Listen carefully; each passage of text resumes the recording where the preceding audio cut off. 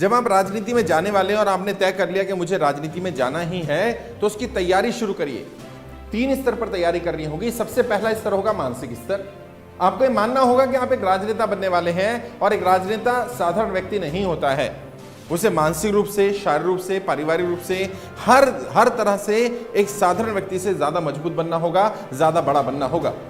वैसे तो इसकी डिटेल मैंने अपनी किताब राजनेता बनना बच्चों का खेल नहीं है, उसमें आपको डिटेल में दी हुई है, आपने वो पुस्तक पढ़ी होगी। फिर भी मैं कुछ खास चीजों पे बात करता हूं। सबसे पहले मानसिक रूप से अपने आप को तैयार करिए कि अब आप एक राजनेता बनने वाले हैं, और एक राजनेता का जीवन साधारण व्यक्ति से बिल्कुल अलग होने वाला है। सबसे पहले शुरुआत कैसे करें? अपने समय का सदुपयोग करने से शुरुआत करें। अपना रूटीन बनाना शुरू करें। कितना समय आप अपनी कॉन्स्टिट्यूंसी को देने वाले हैं, कितना समय आप अपनी टीम को, अपने लोगों को देने वाले हैं, कितना समय अपने काम धंधे बिजनेस को देने वाले हैं, उसके लिए पहले से ही प्लान करना शुरू करें। जब आप राजनीति में नहीं हैं या आप सोच रहे हैं राजनीति में जाने की, आपको अंदाजा नहीं है कि जितना समय अभी आप राजनीति के लिए दे रहे हैं, भले राजनीति के बारे में सोचने के लिए दे रहे हैं या राजनेताओं के साथ या पार्टी में जाने के लिए दे रहे हैं, उससे कई गुना ज्यादा समय आपको तब देना पड़ेगा जब आप राजनीति को एक्चुअल में स्वीकार करेंगे। तो राजनीति में बहुत सारा समय लगने वाला है, तो अपने बिजनेस को, अपने काम धंधे को कैसे मैनेज करेंगे, अपनी टीम को कितना समय दिया जाएगा, कितना समय आप उन लोगों को, अपने क्षेत्र के लोगों को देंगे जिन्हें आप भविष्य में अपने साथ रखने वाले हैं, उसके लिए अपने आप को तैयार करिए। मानसिक रूप से तैयार करने के लिए सबसे जरूरी चीज आपके लिए अपने आप को जानना होगा, अपने नेचर को जानना होगा। आपको अपने नेचर में भी बदलाव करने पड़ेंगे। जी हाँ, क्योंकि राजनेता एक साधारण व्यक्ति नहीं हो सकता है। साधारण व्यक्ति किसी पर भी गुस्सा कर सकता है, किसी को भी कभी भी जाकर के कुछ भी कह सकता है। आपको अपने इमोशंस पर काबू करना, अपनी इच्छाओं को मारना सीखना पड़ेगा। अपने आप को मानसिक रूप से तैयार करते समय इन सब चीजों के लिए तैयार करिए, ये सब आपके साथ होगा। और जब आप मानसिक रूप से अपने आप को तैयार कर लें, तो राजनीति के लिए अपने आप को राजनीतिक रूप से पार्टी के अनुरूप या संगठन के अनुरूप तैयार करने की कोशिश करिए। हो सकता है आप ऐसी पार्टी, ऐसे संगठन में हो जिसकी विचारधारा आपकी पर्सनल विचारधारा से मैच ना करती हो।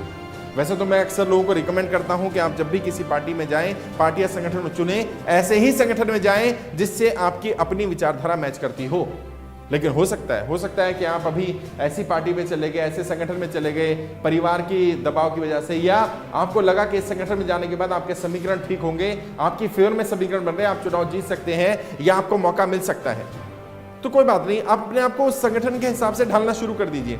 संगठन की जरूरतें क्या हैं, क्या रिक्वायरमेंट है, मुझे संगठन के लिए ऐसा क्या बदलाव अपने अंदर करना होगा कि मैं सिंक्रोनाइज हो पाऊं संगठन के साथ, संगठन की जरूरतों के साथ। अगर मान लीजिए आपका संगठन किसी particular religion, caste, language, region के बारे में बात करता है या उनकी हिमायत करता है, उनके पक्ष में बात करना चाहता है, कोई ड्रेस कोड है ऐसा पर्टिकुलर जिससे आपको लग सकता है कि आप संगठन में ढलते हुए दिख रहे हैं, तो उसको फॉलो करना शुरू कर दीजिए।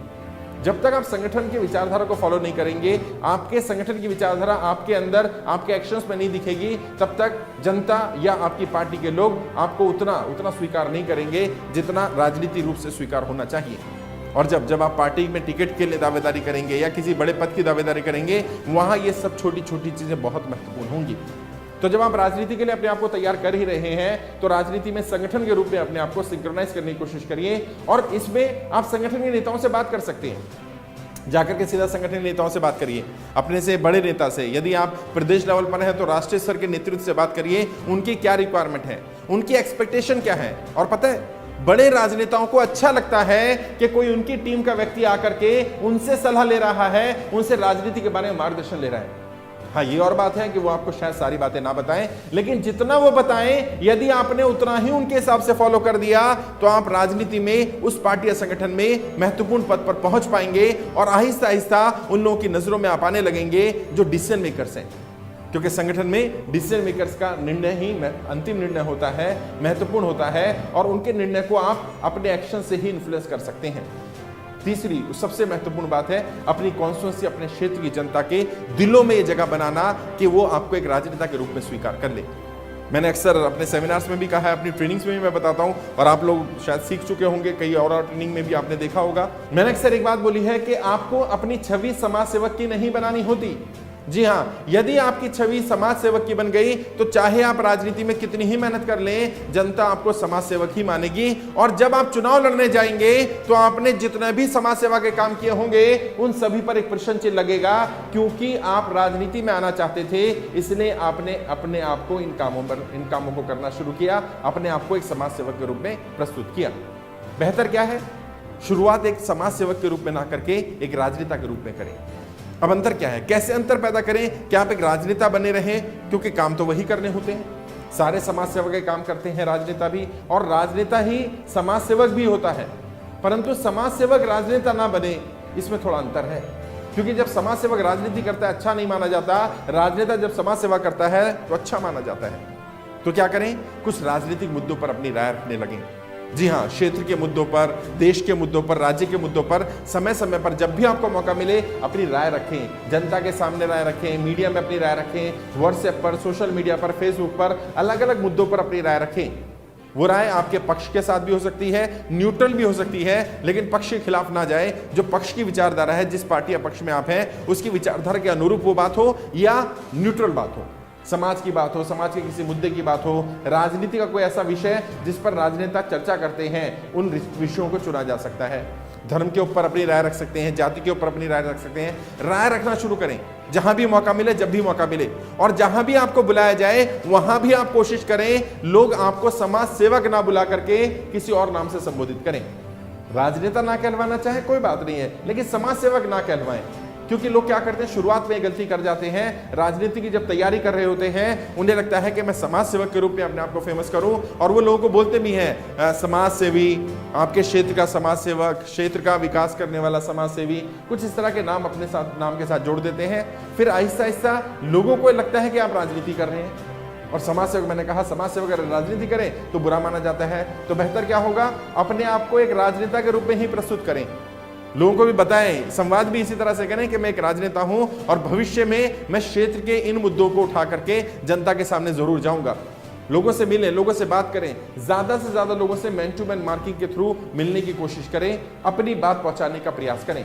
कोशिश करें आपके और जनता के बीच में, आपके क्षेत्र की जनता के बीच में कोई भी मीडिएटर ना हो। जी हाँ, इन दलालों से, इन मीडिएटरों से बचना पड़ेगा आपको। कई लोग होते हैं, एजेंट होते हैं, वो कहते हैं मेरे पास 100, 200, 500, 1000 वोट है। पहली बात तो आज के ज़माने में किसी के पास 1000, 500 वोट होते नहीं है, कोई किसी के कहने से वोट करने वाला नहीं है। फिर भी हो सकता है कोई व्यक्ति कहे कि नहीं मेरे पास वोट है, मेरे कहने से लोग वोट डाल देंगे। ऐसे लोगों से बचना चाहिए, कम से कम शुरुआत में तो बचिए।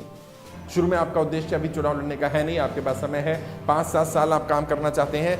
आइडेंटिफाई करिए इन लोगों को और चेक करिए, अपनी टीम को लगाइए क्रॉस चेक करने के लिए, क्या इन लोगों के पास वाकई कोई जनाधार है, कोई वोट बैंक है या नहीं है, जितना वो वोट बैंक कह रहे हैं वो है या नहीं है। अगर कह रहे हैं तो उसका क्या आधार है, किस आधार पर वो ये कह रहे हैं कि उनके साथ इतने सारे लोग हैं, इतने सारे वोटर्स हैं। और जब आप इन लोगों को असलियत को पता चल जाए, इन लोगों को जान जाए, तो आप चुन सकते हैं कि किसको साथ रखना है, किसको नहीं रखना है।